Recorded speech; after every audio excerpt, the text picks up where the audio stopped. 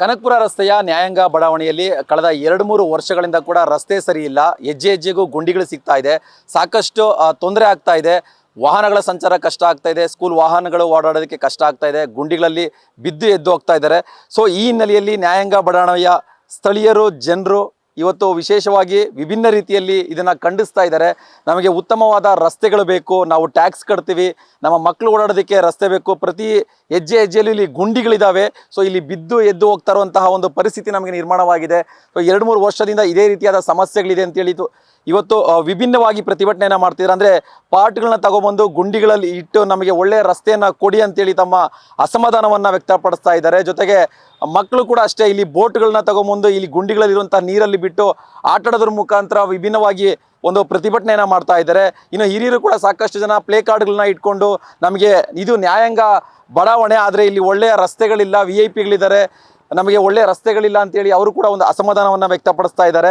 So ಈಗ ನನ್ನ ಜೊತೆಲಿ ಇಲ್ಲಿನ ಸ್ಥಳೀಯರಿದ್ದಾರೆ, ಇಲ್ಲಿನ ಪ್ರತಿನಿತ್ಯ ಈ ರಸ್ತೆಯಲ್ಲಿ ಬಳಸುವಂಥವ್ರು, ಈ ರಸ್ತೆಯಲ್ಲಿ ಓಡಾಡೋಂಥ ಜನರಿದ್ದಾರೆ. ಅವ್ರನ್ನ ಮಾತಾಡಿಸ್ತೀನಿ, ಯಾವ ರೀತಿಯಾದ ಸಮಸ್ಯೆಗಳಿಗೆ ಅವರು ತುತ್ತಾಗ್ತಾ ಇದ್ದಾರೆ ಅಂತ. ಮೇಡಮ್, ನೋಡ್ತಾ ಇದ್ದೀರಿ ಹೆಜ್ಜೆ ಹೆಜ್ಜೆಗೂ ಆಲ್ಮೋಸ್ಟ್ 2 ಕಿಲೋಮೀಟ್ರ್ ಗುಂಡಿಗಳೇ ಸಿಗ್ತಾ ಇದೆ.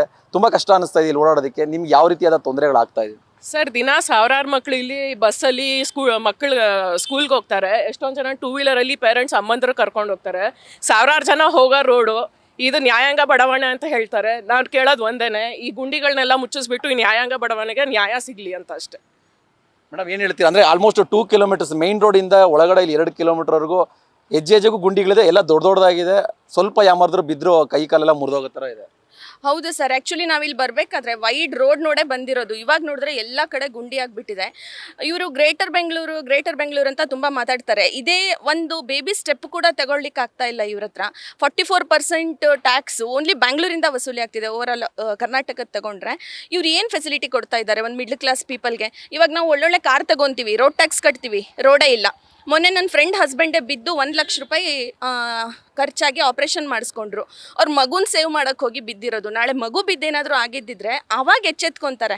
ಬಟ್ ಇವಾಗಲೇ ಇದೆಲ್ಲ ಸರಿ ಮಾಡೋಕ್ಕೆ ಏನು ಅವ್ರಿಗೆ ಪ್ರಾಬ್ಲಮ್ಮು ಅಲ್ವಾ? ಮಾಡ್ಬೋದಲ್ವಾ? ನಾವೇನು ಪುಕ್ಷಟ್ಟೆ ಕೇಳ್ತಾ ಇಲ್ಲ. ನಾವು GST ಕಟ್ತೀವಿ, ಟ್ಯಾಕ್ಸ್ ಕಟ್ತೀವಿ.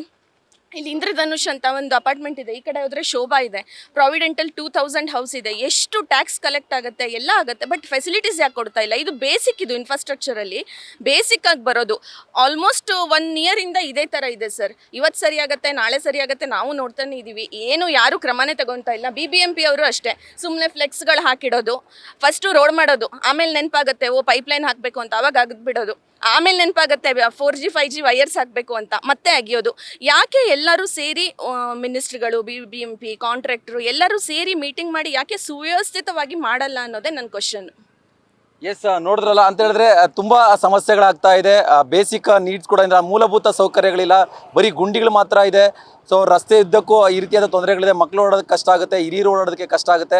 ಯಾವ ಜನಪ್ರತಿನಿಧಿಗಳು, ಅಧಿಕಾರಿಗಳು ಕೂಡ ಇದ್ರ ಬಗ್ಗೆ ಕ್ರಮ ತಗೊಳ್ತಾ ಇಲ್ಲ. ಯಾರು ಕೂಡ ನಮ್ಮ ಕಷ್ಟಗಳಿಗೆ ಸ್ಪಂದಿಸ್ತಾ ಇಲ್ಲ ಅಂತೇಳಿ ತಮ್ಮ ಅಸಮಾಧಾನವನ್ನು ಕೂಡ ವ್ಯಕ್ತಪಡಿಸ್ತಾ ಇದ್ದಾರೆ.